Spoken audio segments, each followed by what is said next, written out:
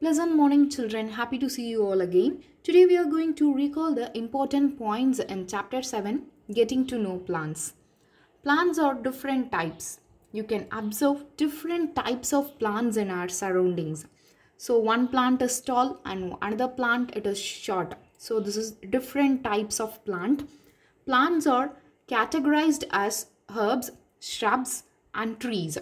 There is three category: herbs, shrubs and trees. Herbs are short plants with green and tender stem which have the soft stem. And next it is about the shrubs.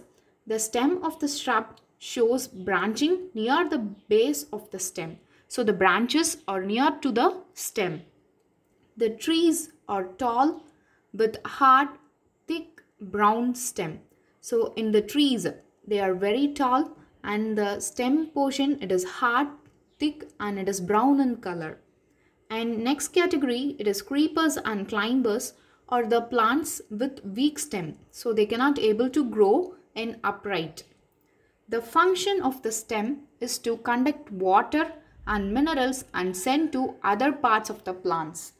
The work or the role of the stem is to get the water from the root and it passes to the other parts of the plant. And the stem consists of narrow tubes to conduct water. So for passing of the water, they have the narrow tubes like the water pipes which is in our home. Okay, and next the different parts of a leaf are lamina, petiole, veins and midrib. Lamina, which is the broad green portion of a leaf, that is the lamina, and petiole, it is the portion where it attached to the stem, that is the petiole. Veins are the lines in the leaf, and midrib, it is the middle line which is present center in the leaf, that is the midrib. And the arrangement of veins in the leaf is called leaf venation. So the veins, the pattern or the design of a veins, that is called as leaf venation. It is of two types. Leaf venation, it is of two types: parallel venation and reticulate venation. Parallel venation, the veins are arranged parallel to others. Okay, that is the parallel venation. In reticulate venation, the veins are arranged net-like structure on both sides of the midrib. That is the reticulate venation. Next, the water from the leaves come out in the form of water vapor due to transpiration. So transpiration is the process in that the water comes out from the leaf in the form of vapor. Okay, so that process it is called as transpiration. Excess water from the plant it is removed by the leaf. Leaf prepares food through the process called photosynthesis. Okay, so leaf is the food factory of a plant. And next, root, it helps in anchoring the plant to the soil and absorbs the water and minerals from the soil. So the work of a root is to fix the plant in the soil firmly and it absorbs the water and minerals from the soil.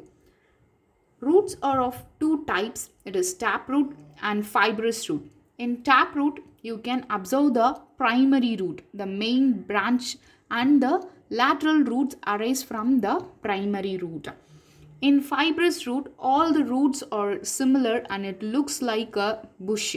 Okay, so that is the fibrous root. Plants with reticulate venation have the taproot. So by observing the venation of a leaf, we can identify what type of root the plant has. So here the reticulate venation, if a plant has a reticulate venation, the root it must be taproot. While the plant with parallel venation, they have the fibrous root. Some edible roots are radish, carrot and turnip.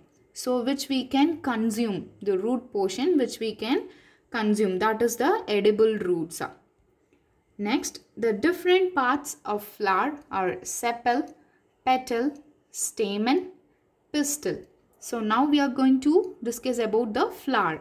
Sepal, it is the green portion which surrounds the flower. which protects the inner parts of a flower, and petals are the colorful portion of a flower which attracts the human beings, animals, birds and insect.